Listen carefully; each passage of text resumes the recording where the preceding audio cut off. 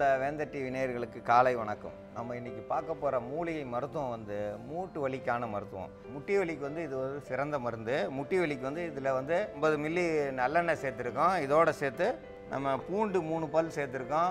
கிராம்பு 10 கிராம் சேர்த்துருக்கோம்.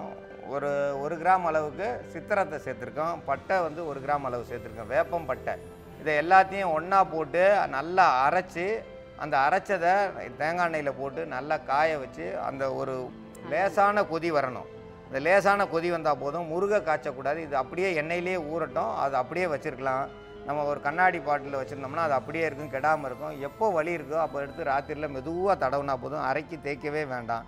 தேய்ச்சி எண்ணெய் போட்டு ஒரு 2 மணி நேரம் பொறுத்து ஒரு கத்திரிக்காய் எடுத்து லேசாக அறுத்து அடிப்பாத்தில் தோசைக்கல்லில் சூடு பண்ணி எங்கே வலிக்குதோ அங்கே ஒத்தனம் கொடுக்கணும்.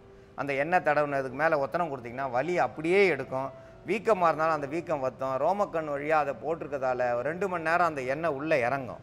நல்லெண்ணெயை போட்டால் தான் உள்ளே இறங்கும். தேங்காய் எண்ணெய் இதில் சேர்த்துடக்கூடாது தயவுசெய்து. தேங்காய் எண்ணெய் சேர்த்தா உள்ளே இறங்காது, வலி அப்படியே இருக்கும். நல்லெண்ணெயை சேர்த்தோம்னா கண்டிப்பாக வலி வந்து நிற்கும். உள்ளே இறங்கி முட்டிக்குள்ளே இறங்கும். அந்த வலி இருக்கிற இடத்துல போய் இந்த எண்ணெய் போய் தொடும்போது அந்த வலி நிவாரணியாக இருக்கும். இந்த சித்திரத்தை வந்து எவ்வளோ வலியாக இருந்தாலும் எடுத்துகிறோம். கிராம்பு வந்து எவ்வளோ வலினாலும் எடுத்துகிறோம். நீங்கள் சாதாரணமாக பார்த்தீங்கன்னா வெளிநாட்டுக்கு போனீங்கன்னா அந்த கிராம்பு தைலம் தான் அதிகமாக இருக்கும். கிராம்பு தைலத்தை எடுத்து தலைக்கு தேய்ச்சாங்க, முட்டிக்கு தேய்ச்சாங்க, இடுப்பில் தேய்ச்சாங்கன்னா வலி போயிடும். அதோட சித்திரத்தையை சேர்த்துருப்பாங்க. இது ரெண்டும் சேர்ந்த கூட்டு கலவை நம்ம இதோட சேர்க்குறோம். இதோட வேப்பம்பட்டையை சேர்த்துருக்கோம், பூண்டை சேர்த்துருக்கோம். இதெல்லாம் கூட்டு கலவையாக சேர்ந்து நல்லெண்ணெயில் காய்ச்சி எடுக்கணுமே தவிர வேறு சாதாரண எண்ணெயில் தேங்காய் எண்ணெயில் காய்ச்ச வேண்டாம் தயவுசெய்து. நல்லெண்ணெயில் காய்ச்சி எடுத்தோம்னா நல்ல பலனை கொடுக்கும். இது முட்டி வலியை வந்து சரி செய்யும். முட்டியில் எவ்வளோ வீக்கமாக இருந்தாலும் நல்ல நிலை கொண்டு வரதுக்கு இது ஒரு சிறந்த மருந்து. இந்த மருந்தை பயன்படுத்தி பயன்பெற வேண்டும் என்று கேட்டுக்கொள்கிறேன்.